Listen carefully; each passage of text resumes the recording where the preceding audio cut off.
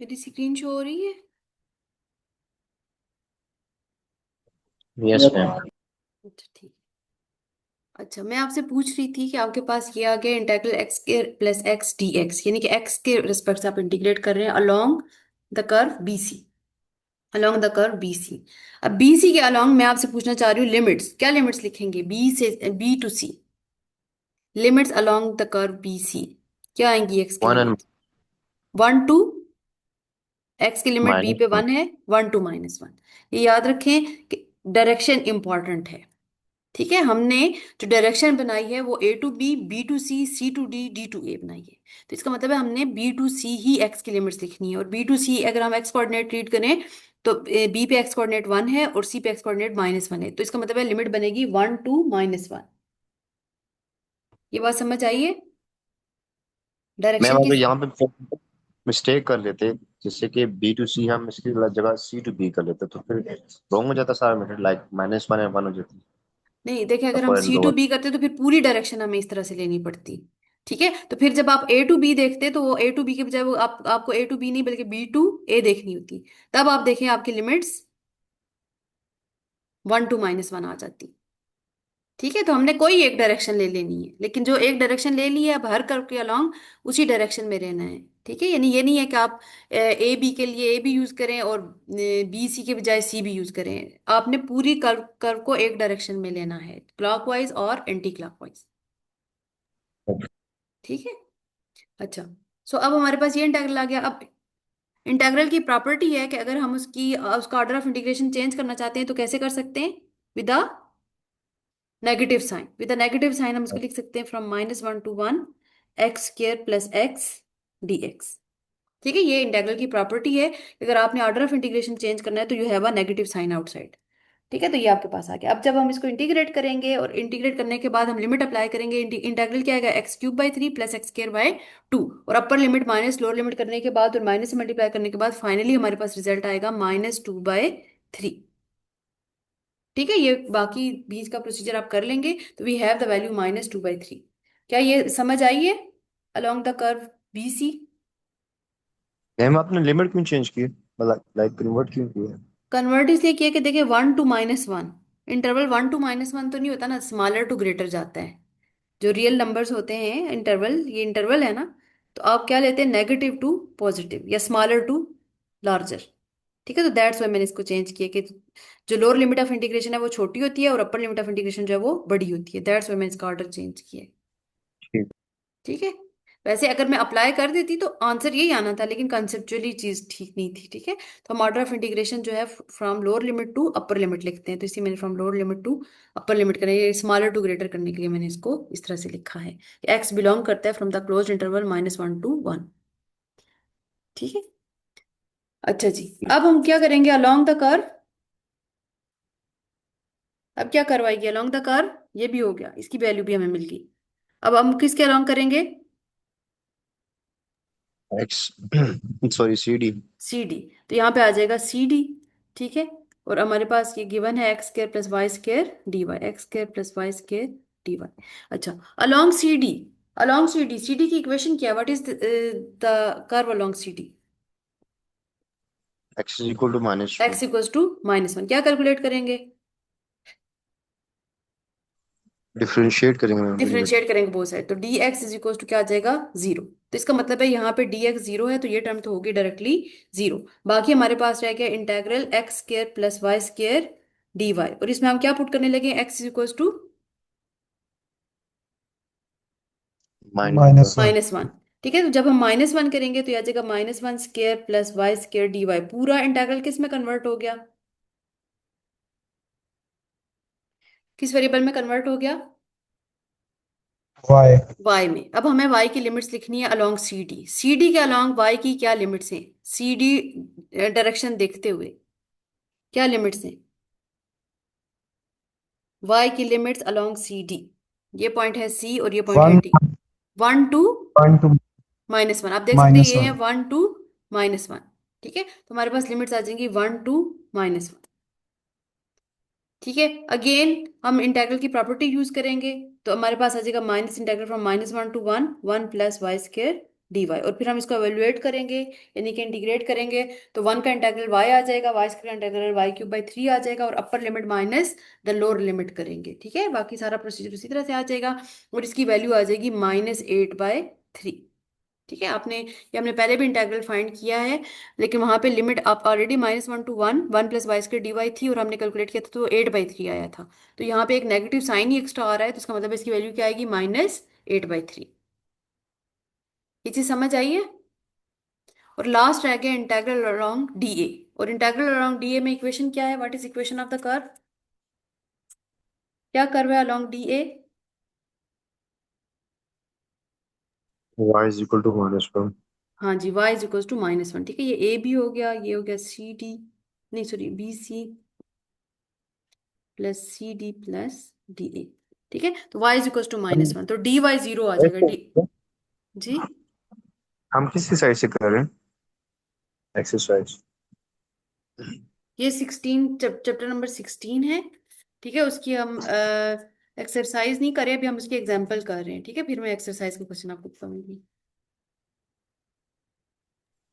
ठीक। ठीक है, अच्छा, DA के अलॉन्ग कर्व आपके पास y = -1, सो यहाँ से dy आ जाएगा 0, तो y वाली dy वाली टर्म तो ऑलरेडी 0 हो जाएगी, और y को हम -1 करेंगे, इंटीग्रेट करेंगे और सॉल्व करेंगे जैसे हमने बाकी की है। तो फाइनली आपने एट द एंड क्या आ गया आपके पास इंटेग्रल था, इंटेग्रल x² + xy, जो आप इंटीग्रेट कर रहे थे आपके पास इंटीग्रल था x² + xy dx plus x² + y² dy along the curve C।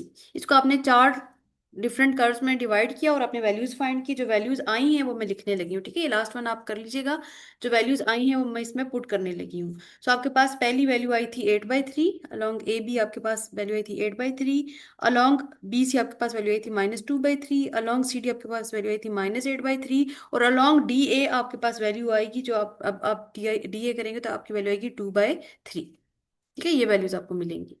सो आपके पास +8/3 -8/3 +2/3 एंड -2/3 कैंसिल हो जाएंगे, और आपके पास इस लाइन इंटीग्रल की वैल्यू क्या आ गई, the line integral is equal to zero. 0 आ गई। जीरो। ठीक है, this is how we find our line integral. ये है कि जैसे जिसे हम फाइंड करते हैं लाइन इंटीग्रल। इसकी समझ आइए, लाइन इंटीग्रल की नहीं समझ समझ आइए। तो आ गया, बट ये थोड़ा सा कॉम्प्लेक्स नहीं हो जाएगा अगर पेपर में इस तरह कुछ आ गया? नहीं, बिल्कुल भी कॉम्प्लेक्स नहीं होगा। सिर्फ एक चीज है कि आपको कर्व जो है, जो गिवन है उसका पता होना चाहिए, और कर्व भी कोई मुश्किल नहीं होगी, कोई नॉन कर्व ही आएगी। जैसे ये कांस्टेंट फंक्शन थे तो आपको पता है इनके ग्राफ क्या होते हैं, स्ट्रेट लाइंस। पैराबोला था तो आपको पता है पैराबोला की क्या इक्वेशन है। ठीक है, इसी तरह अगर कोई भी कर्व आती है वाई इक्वल, लेट से आपको कर्व आ जाती है y = x, तो y = x क्या है, इसका ग्राफ क्या होगा, y = x का ग्राफ क्या होगा, ये कौन सी इक्वेशन है, लीनियर इक्वेशन है, स्ट्रेट लाइन। लीनियर। ठीक है, तो इस तरह का कोई नॉन सा छोटा सा कोई वो आ जाएगा। ठीक है, अब ये जो क्वेश्चंस हमने किए यूजिंग द लाइन इंटेग्रल्स, ठीक है, यूजिंग द लाइन इंटेग्रल्स, यही क्वेश्चंस सॉल्व किए जा सकते हैं यूजिंग द स्टोक्स थ्योरम। ठीक है, स्टोक्स थ्योरम हमारे पास एक बहुत इंपॉर्टेंट रिजल्ट है। हम यूजिंग स्टोक्स थ्योरम्स भी इनको बड़ी आसानी से, इससे ज्यादा आसानी से सॉल्व कर सकते हैं क्वेश्चंस को। ठीक है, उसमें होता क्या है कि उसमें हम लाइन इंटीग्रल को पहले कन्वर्ट कर लेते हैं सरफेस इंटीग्रल में, यानी कि सिंगल इंटीग्रल को हम कन्वर्ट कर लेते हैं डबल इंटीग्रल में, और फिर हम उस डबल इंटीग्रल को सॉल्व कर लेते हैं। That is easiest way. ठीक है, जो कि बहुत आसान है, क्योंकि यहाँ पर देखिए लाइन इंटीग्रल अगर हम इस मेथड से कैलकुलेट करते हैं तो हमें पहले कर्व स्केच करनी पड़ती है, जो भी कर्व गिवन है हमें वो कर्व पहले स्केच करनी पड़ती हैं। हमें इस तरह से, या कोई भी जो भी कर्व हमें गिवन होती है वो हमें स्केच करनी पड़ती है, और देन हम जो है उसको इंटीग्रेट करते हैं by converting the line integral into a single variable, क्योंकि सिंगल वेरिएबल में जाए बगैर लाइन इंटीग्रल सॉल्व नहीं होता। तो हमारे पास दूसरी ऑप्शन ये है कि हम लाइन इंटीग्रल को सिंगल वेरिएबल में कन्वर्ट करने के बजाय डबल इंटीग्रल में कन्वर्ट कर लें और फिर उसको सॉल्व कर लें। ठीक है, तो दैट इज स्टोक्स थ्योरम। तो अब आप देखिए स्टोक थ्योरम से यही क्वेश्चन कितने इजीली सॉल्व हो जाते हैं। ठीक है, तो अब हम सीखने लगे हैं स्टोक्स थ्योरम।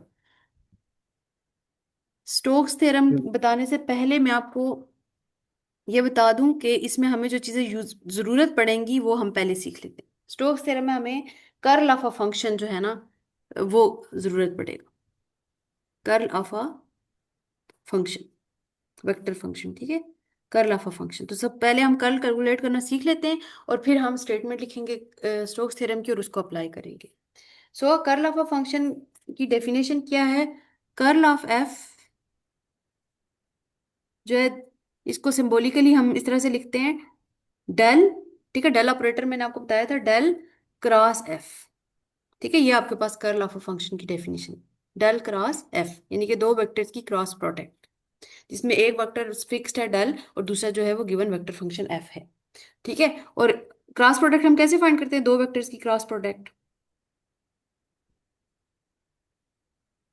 दो वेक्टर्स की, अगर ए और बी दो वेक्टर्स हैं तो इनकी क्रॉस प्रोडक्ट कैसे फाइंड करते हैं?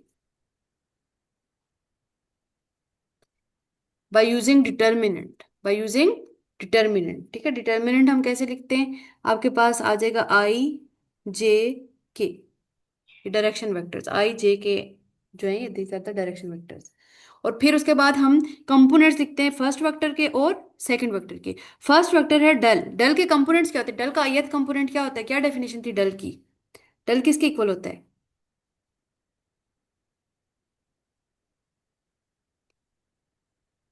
जी, आपने क्विज भी दिया है, आपने डायरेक्शनल डेरिवेटिव्स भी फाइंड किए हैं, आपने लेप्लाशियन और ग्रेडियंट भी पढ़ा है। डेल की क्या डेफिनेशन थी? डेल किसके इक्वल होता है?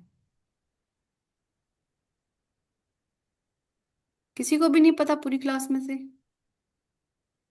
डेल था partial by partial X I plus partial by partial Y J. Del is a vector differential operator, मैंने आपसे कहा था याद रखिए, del is a vector differential operator. ये डेफिनेशन थी डेल की, partial by partial X I I plus partial by partial Y J plus partial by partial Z K. So इसके तीन कंपोनेंट्स है, आई एच जे एथ and के H. सो यहाँ पे इसके तीनों कंपोनेंट्स लिखेंगे, यहाँ पे आ जाएगा पार्शियल बाय पार्शियल एक्स, जेथ कंपोनेंट होता है पार्शियल बाय पार्शियल वाई और के कंपोनेंट होता है पार्शियल बाय पार्शियल जेड। इसी तरह एफ जो है, एफ भी हमें कोई वेक्टर फंक्शन गिवन होगा, लेट से एफ हमें वेक्टर फंक्शन गिवन है, मैं ज्यूम कर लेती हूँ, इट इज, इधर लिख देती हूँ ताकि आपको क्लियरली नजर आए। हम एफ जो है वो फंक्शन ले रहे हैं, लेट से हमें गिवन है X square minus Z I plus X E to the Z J plus x Y की। ये हमारे पास वेक्टर फंक्शन।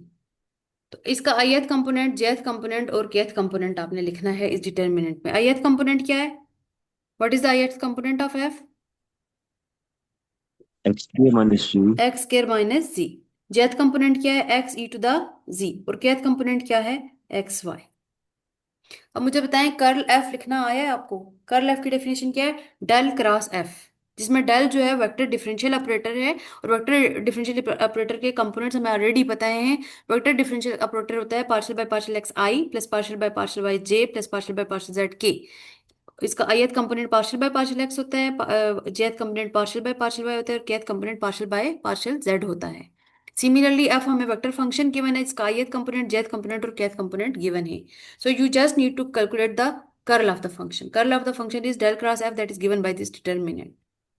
ठीक है, तो ये डेफिनेशन याद रखनी है कर्ल ऑफ अ फंक्शन की। अब जस्ट ये डिटर्मिनेंट सॉल्व करें, डिटर्मिनेंट सॉल्व करें, आई आ जाएगा। ठीक है, तो फर्स्ट रो और फर्स्ट कॉलम एलिमिनेट करके तो इसका माइनर जो है वो लिख लेती हूँ। आपके पास माइनर क्या आ जाएगा? Partial by partial Y partial by partial Z X E to the Z और एक्स वाई। डिटर्मिनेंट लेना आता है 3x3 का? Yes ma'am. ठीक है, हमने आई ले लिया है तो हमने आई की रो और जो कॉलम है उसका एलिमिनेट कर दिया, बाकी हमारे पास ये माइनर रह गया, दिस इज द माइनर। फिर लिखते हैं माइनस जे। ठीक है, इसका इस पोजीशन साइन पॉजिटिव होता है, इसका पोजीशन साइन नेगेटिव होता है, क्योंकि ये फर्स्ट रो सेकंड कॉलम है, तो 2 + 1 ऑड आता है 3, तो इसके साथ नेगेटिव साइन आता है माइनस जे। और जे का माइनर क्या आ जाएगा? जे की रो और जे का कॉलम डिलीट करें, जी जे की रो और जे का कॉलम अगर एलिमिनेट कर लें तो क्या आ जाएगा? पार्शियल बाय पार्शियल एक्स और इधर से आ जाएगा पार्शियल बाय पार्शियल जेड। ठीक है, और फिर आ जाएगा आपके पास एक्स स्केयर माइनस जेड और इधर से आ जाएगा एक्स वाई प्लस के। तो के का माइनर लिखें, के का माइनर का मतलब है के की रो और के का कॉलम डिलीट करें, बाकी क्या आ जाएगा? Partial by partial X partial by partial Y और इधर से आ जाएगा एक्स स्केयर माइनस जेड और इधर से आ जाएगा आपके पास x E to the z. Expand किया है हमने फर्स्ट रो से, expanding by first row, row one, Laplace expansion इसको कहते हैं। हमने एक्सपेंड किया है इस डिटर्मिनेंट को एक्सपेंड आप किसी भी रो और किसी भी कॉलम से कर सकते हैं। तो हमने एक्सपेंड किया बाय द फर्स्ट रो।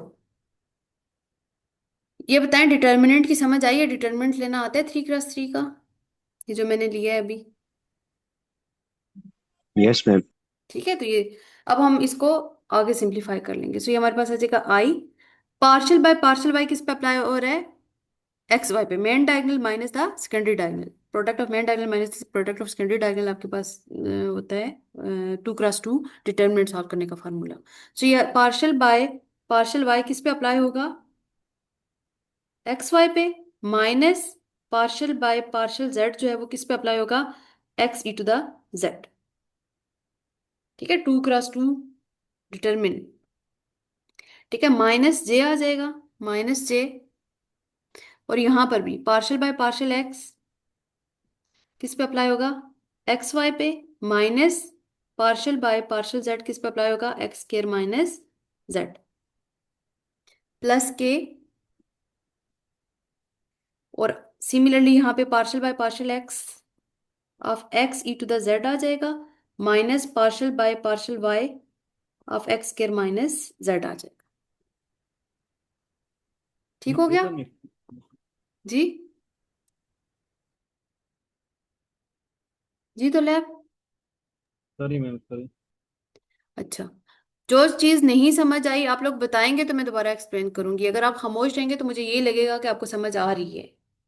ठीक है, तो हम ये कर्ल ऑफ एफ फाइंड कर रहे हैं जिसकी डेफिनेशन है डेल क्रॉस एफ। और दो वेक्टर की जो क्रॉस प्रोडक्ट है वो हम इस तरह से फाइंड करते हैं, आई जे के। और components of the first vector, तो डेल है पहला वेक्टर तो उसका ith component, jth component, kth component. Similarly F है सेकंड वेक्टर, तो एफ का ith component, jth component and kth component हमने लिखा है। और उसके बाद हमने 3x3 का जो डिटर्मिनेंट है वो सॉल्व किया है using expansion by the first row से हमने उसको एक्सपेंड किया है और हमारे पास अभी तक ये चीज आ गई है। अब देखें यहां पर आपके पास जो चीज डिफरेंट आ रही है सिंपल डिटरमिनेंट से, वो ये है कि यहाँ पे आपने partial by partial Y apply करना है एक्स वाई पे। Partial by partial Y of X Y क्या आएगा? Partial derivative of X Y with respect to Y, क्या रिजल्ट आएगा? एक्स। एक्स। ठीक है, तो ये आ गया एक्स। ठीक है, partial by partial Z of x E to the Z, क्या रिजल्ट आएगा? ये माइनस हमने लिख लिया। इस फंक्शन का X E to the Z का जेड के रेस्पेक्ट से डेरिवेटिव क्या आएगा? X power. X E to the Z. ठीक है, ये इस तरह से आ जाएगा, माइनस जे हमने लिखा। अब अगेन एक्स के रेस्पेक्ट से डेरिवेटिव एक्स वाई का, partial derivative of X Y with respect to x क्या आएगा? वाई आएगा मैम। वाई आएगा। ठीक है, minus partial derivative of X square minus Z with respect to Z, एक माइनस ये वाला फॉर्मूले का लिखा है, माइनस। -1, ये क्या आ जाएगा? -1 प्लस के। और अब आपके पास जो चीज है that is partial derivative of x E to the z with respect to x क्या आएगा? X E to the Z का derivative with respect to x, partial derivative with respect to x क्या आएगा? E to the z. E to the Z. ठीक है, और minus ये वाला माइनस, और partial derivative of this function x के माइनस जेड का डेरिवेटिव वाई के रेस्पेक्ट से जीरो। 0। ठीक है, तो सिंपली आपने ये पार्शियल डेरिवेटिव्स ले लेने हैं। सो आपके पास कर्ल ऑफ द फंक्शन क्या आ गया है? कर्ल ऑफ द फंक्शन आपके पास है X minus X E to the Z I. ठीक है, ये वाला माइनस इधर ही रखती हूँ, ये वाला minus y, minus minus plus हो जाएगा 1 j plus e to the z के। This is curl of the function f, this is del cross F, that is curl of the function f. अब बताएं कर्ल फाइंड करना आया है? Yes ma'am. ठीक है, तो इस तरह से हम कर्ल किसी भी फंक्शन का फाइंड करते हैं। एक अगर दूं आपको क्वेश्चन कर्ल फाइंड करने के लिए तो कर लेंगे, कर्ल ऑफ द फंक्शन। जी क्लास, अगर मैं आपको यस क्वेश्चन दूं कि कर्ल फाइंड करें तो क्या कर लेंगे फाइंड? कर लेंगे मैम। ठीक है। ठीक है, मैं आपको फंक्शन देती हूँ। आपके पास फंक्शन है f is equals to x y i plus x y square जे।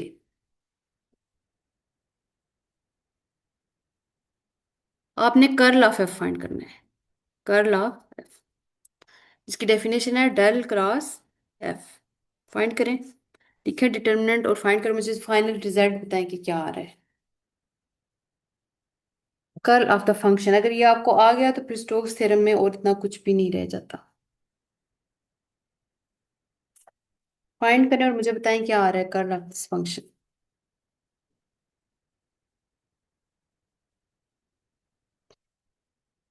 सभी कैलकुलेट करें, मैं किसी से पूछूंगी कि क्या आया है।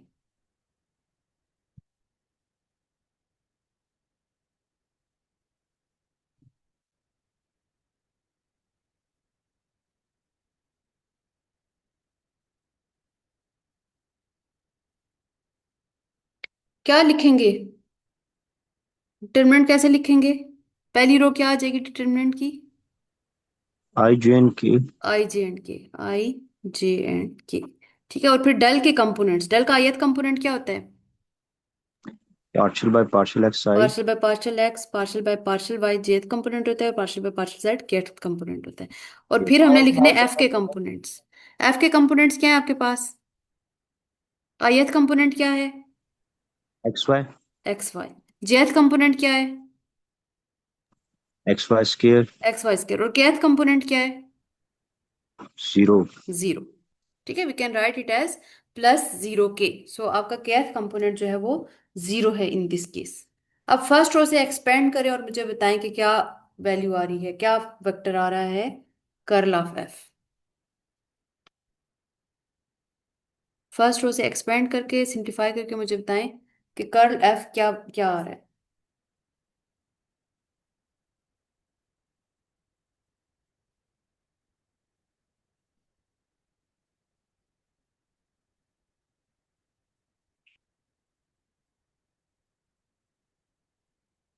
ये जो 3/3 का डिटर्मिनेंट है, इसको फर्स्ट रो से एक्सपेंड करके सॉल्व करें और मुझे बताएं कि क्या आ रहा है।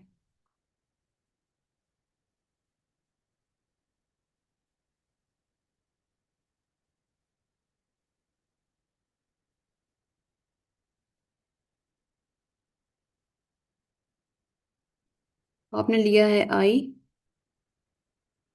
और आपके पास आई का जो माइनर है, यानी कि partial by partial Y zero पे अप्लाई होगा, partial by partial Y of zero minus partial by partial Z of X Y square.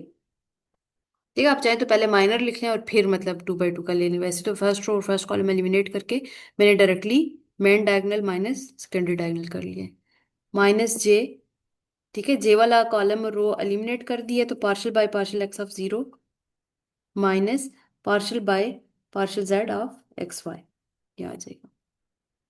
Similarly plus के आपने किया है, तो के लिए आपके पास फर्स्ट और थर्ड कॉलम एलिमिनेट हो रहे हैं, तो आपके पास आ रहा है partial by partial x of X Y square minus partial by partial Y of X Y, यही आता है।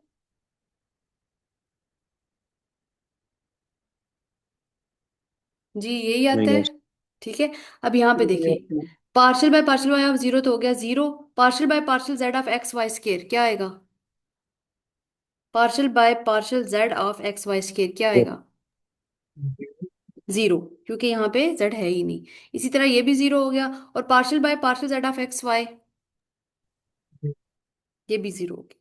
ठीक है, और फिर जस्ट सिंपली यहाँ से आपको वैल्यू में इनके आई और जे वाले कंपोनेंट्स दोनों ही जीरो आ गए। आपके पास आया है जीरो आई माइनस जीरो जे। ठीक है, पहले दो तो कंपोनेंट जीरो हो गए, यहाँ से कैलकुलेट करते plus K. Okay, partial by partial x of X Y square क्या आएगा? Y square. ठीक है, ये आपके पास आ गया Y square minus partial by partial Y of X Y X. X. तो आपके पास कर्ल एफ जस्ट क्या आया है? वाई स्केयर माइनस एक्स के, क्योंकि ith और jth कंपोनेंट दोनों क्या हो गए हैं? Zero. This is how we find curl of a function.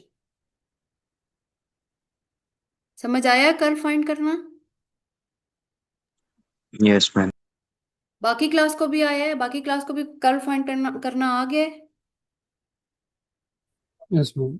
ठीक है, तो ये आपके पास इंपॉर्टेंट स्टेप था कि आप, अब इसका मतलब है मैं आपको कोई भी फंक्शन एफ दूं, आप उसका कर्ल फाइंड कर सकते हैं।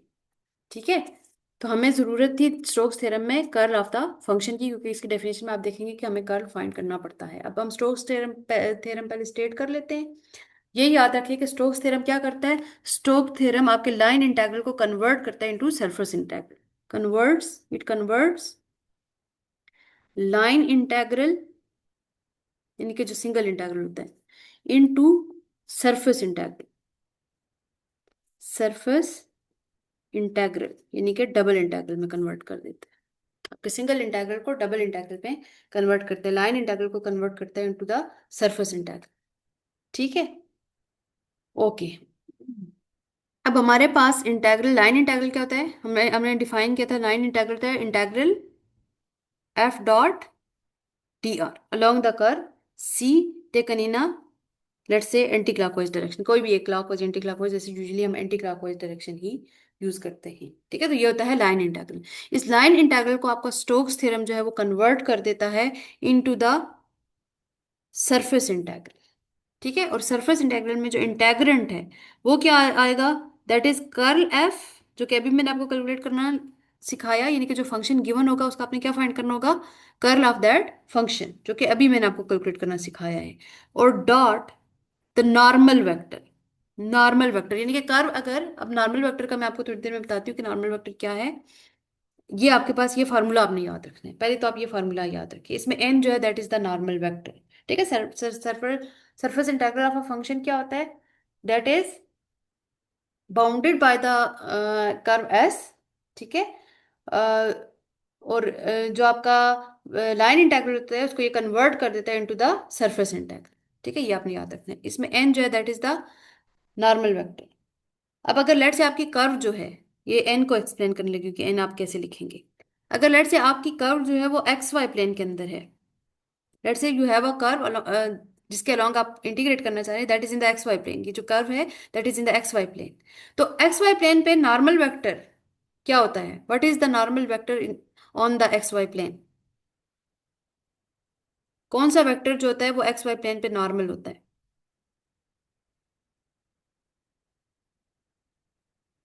किसी को नहीं पता, किसी को नहीं पता। आपके पास x axis, y axis, z axis, हम तीन ले लेते हैं, x axis, y axis, z axis. X के अलोंग आपकी आपका डायरेक्शन वेक्टर क्या होता है, आई। वाई के अलोंग जे, जेड के अलोंग के।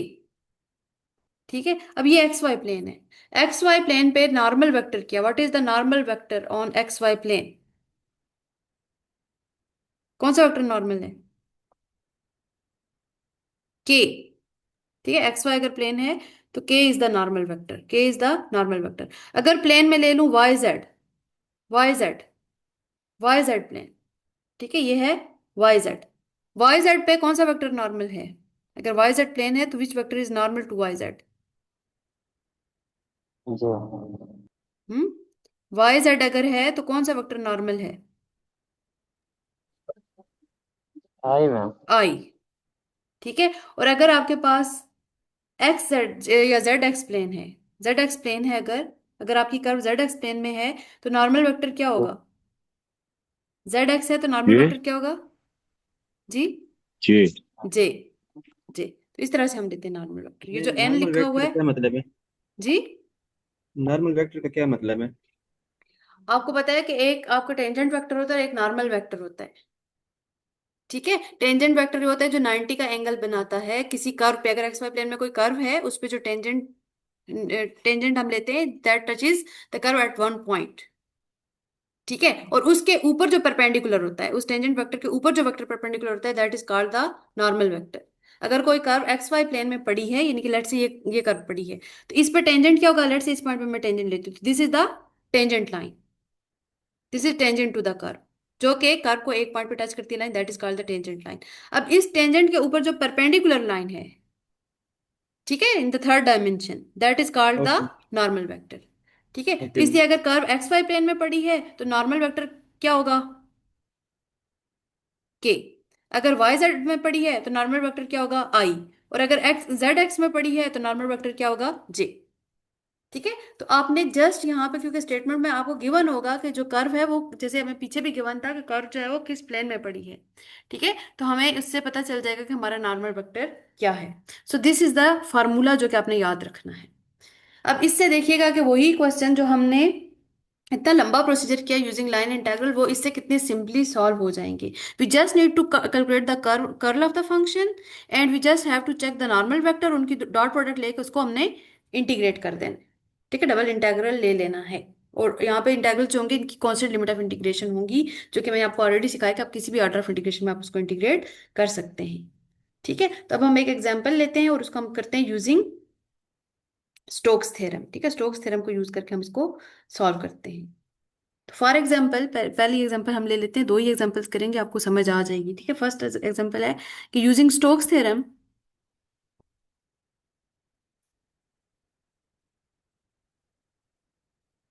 Evaluate the line integral. आपके पास लाइन इंटीग्रल गिवन है, लाइन इंटीग्रल सी, और आपके पास है x y d x plus x Y square d y, where C is a square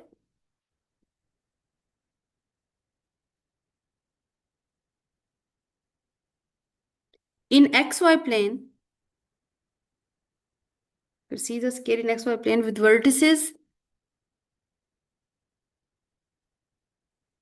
square के आपको वर्टिसेस गिवन है A B C D, 10, -10, 0, 1 and 0, -1। ये क्वेश्चन है। अब हम इसको स्टोक्स थ्योरम से सॉल्व करने लगे। पहले इसको हमने किया था यूजिंग लाइन इंटीग्रल। अगर लेट से मैंने लाइन इंटीग्रल से इसको सॉल्व करना हो, तो ये कैसे सॉल्व होगा? अगर मैं लाइन इंटीग्रल से ही सॉल्व करूं, मुझे सबसे पहले क्या करना पड़ेगा? ये जो और स्केयर है मैम ड्रा करना पड़ता ये स्केच करना पड़ेगा। ठीक है, उसके बाद मुझे है। चार कर्व्स लेनी पड़ेंगी, उसी तरह a b, b c, c d और डी ए। और फिर इस लाइन इंटीग्रल को as sum of four integrals लिखना पड़ेगा, और फिर हर कर्व के अलोंग सॉल्व करके फिर उसको सिंगल में कन्वर्ट करके सिंप्लीफाई करके और ऐड करना पड़ेगा। अगर मैं लाइन इंटीग्रल से करती हूँ इस क्वेश्चन को, तो ये इस तरह से होना था जैसे कि अभी हमने थोड़ी देर पहले किया। लेकिन इसी को हम करने लगे using using stock theorem. Stokes theorem. अब देखें, स्टोक्स थ्योरम में हमें फंक्शन चाहिए और हमें कर्ल ऑफ द फंक्शन चाहिए। अब फंक्शन क्या है? What is the function? हमें तो लाइन इंटीग्रल गिवन है, लाइन इंटीग्रल से फंक्शन लिखना मैंने आपको अभी थोड़ी देर पहले बताया है। क्या होगा function? This is the line integral, this is the line integral. तो आपका फंक्शन क्या है? X Y x plus y, x Y क्या लिखेंगे? X y i. I, x y i plus क्या आ जाएगा? X Y square j. X Y square j, ये हमारा फंक्शन है। ठीक है, इसलिए मैंने आपसे कहा था कि इंटीग्रल से फंक्शन लिखना सीखें, ताकि जब हम स्टोक्स थ्योरम लगाएं तो अगर लाइन इंटीग्रल गिवन है तो आप फंक्शन लिख सकें। ठीक है, तो हमने फंक्शन लिख लिया है from this line integral, this is our function. और हमें स्टोक्स थ्योरम में और क्या चाहिए? देखिए डेफिनेशन में हमें क्या चाहिए? Curl of curl of the function. So हम इस फंक्शन का कर्ल फाइंड करेंगे। ठीक है, ये वाई स्क्वायर था, ओके। कर्ल फाइंड करेंगे, so curl of f, curl of f हम फाइंड करेंगे। That is del cross f, जो बाय डेफिनेशन किसके इक्वल होता है? Del cross f. और जो अभी हमने किया है आई जे के, और इसके बाद आप डेल के कंपोनेंट्स देखते हैं। ith कंपोनेंट होता है partial by partial x, jth होता है partial by partial y, kth होता है पार्शियल बाय पार्शियल जेड। इसी तरह एफ का ith कंपोनेंट है एक्स वाई, jth कंपोनेंट है एक्स वाई स्क्वायर, और kth कंपोनेंट है 0। और ये अभी अभी हमने सॉल्व किया था और हमारे पास रिजल्ट क्या आया था? This was equals to k into y square minus x. थोड़ी देर पहले मैंने आपसे ये फाइंड करवाया है, तो हमारे पास ये कर्ल आ गया था, कर्ल ऑफ एफ। ये यहां तक बात समझ आई है कि स्टोक्स थ्योरम में आपने फंक्शन लिखना है और curl of the function find कर लेना है। ठीक है, आगे चलो, यहां तक समझ आई है? यस मैम आगे। ठीक है, अब उसके बाद आपको चाहिए नॉर्मल वेक्टर। उसके बाद आप अगर डेफिनेशन में देखें तो आपके स्टोक्स थ्योरम में आपको और क्या चाहिए? Normal vector. So normal vector हम क्या देखेंगे कि ये जो स्केयर है ये किस प्लेन में है। तो आपको गिवन है स्केयर किस प्लेन में है? Square is in the x y plane. X y plane. So हम लिखेंगे as square is in the x y plane. So हमारा नॉर्मल वेक्टर फिर क्या होगा? अगर हमारी कर्व एक्स वाई प्लेन में पड़ी है तो उसका नॉर्मल वेक्टर क्या होगा? के। के। ठीक है, एक्स वाई में है तो आपका नॉर्मल वेक्टर क्या आ गया, के। सो हमारे फार्मूले का सारा काम हो गया, हमें चाहिए था curl of the function and the normal vector. So हमने कर्ल ऑफ द फंक्शन भी फाइंड कर लिया और नॉर्मल वेक्टर भी। अब हम जस्ट इसको इस फार्मूले में डाल देंगे। सो फार्मूला वन में हम डालते हैं। फार्मूला वन हमारे पास लाइन इंटीग्रल जो हमें गिवन है, लेफ्ट साइड पे लाइन इंटीग्रल है, वो हमें गिवन है long C x y d x plus x Y square d Y. और सरफेस इंटीग्रल में हम इसको कन्वर्ट कर रहे हैं।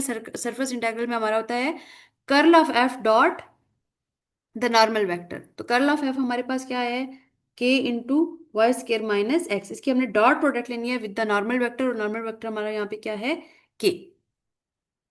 ये बात समझ आइए, ये मैंने कर्ल एफ लिखा है, डॉट एन लिखा है। ये मेरा कर्ल एफ आया था, डॉट एन हमारा क्या आ गया, के। ये समझ आइए, मैंने जस्ट इस फार्मूले में पुट किया है। ये जो फार्मूला ऊपर आपको लिखवाया है इसमें मैंने कर्ल एफ डॉट एन किया है। ये चीज समझ आइए। Yes ma'am. ठीक है, अब यहाँ पे ऑर्डर ऑफ इंटीग्रेशन में कुछ भी ले सकती हूँ। सो मैं दे देती हूँ डी एक्स डी वाई। आप चाहे डी वाई डी एक्स लें, चाहे डी एक्स डी वाई लें। अब जो डी, अगर मैं लेती हूँ order of integration d x d y, तो इनर इंटीग्रल किस वेरिएबल के रेस्पेक्ट से है, इनर इंटीग्रल पे किसकी लिमिट्स लिखेंगे, एक्स की। एक्स की। ठीक है, तो सो हम इन कोऑर्डिनेट से एक्स की मिनिमम वैल्यू और एक्स की मैक्सिमम वैल्यू देखेंगे। ये जो पॉइंट्स लिखे हुए हैं, वर्टिसेस लिखे हुए हैं, इसमें एक्स कोऑर्डिनेट की मिनिमम वैल्यू क्या, what is the minimum value of x, -1। -1। ठीक है, तो लोअर लिमिट क्या आ जाएगी, -1। और upper limit x positive coordinate 1। 1। ठीक है, अपर लिमिट 1। ठीक है, आप देखिए तो एक्स की मैक्सिमम वैल्यू 1 है, मिनिमम वैल्यू -1 है। ठीक है, similarly d y, outer integral है वाई के रेस्पेक्ट से। तो वाई की लोअर लिमिट और अपर लिमिट बताएं, वाई की लोअर लिमिट और अपर लिमिट बताएं। Same. -1 one two and one. -1 to 1। ठीक है, सेम ही आ रही है।